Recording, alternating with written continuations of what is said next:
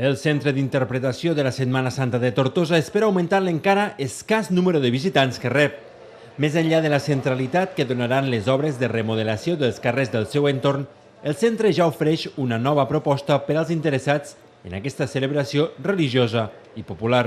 Un equip de producció liderat pel realitzador Àlex Panisello ha creat un vídeo d'uns 11 minuts que es pot visualitzar a les instal·lacions del centre i en el qual es fa un repàs dels aspectes més interessants de la festa.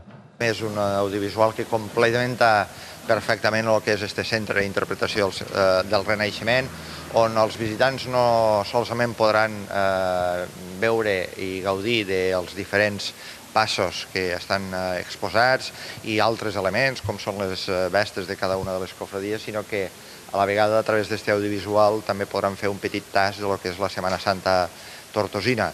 Potencials visitants de la Setmana Santa tortosina també podran gaudir d'un tast de la festa a través d'internet.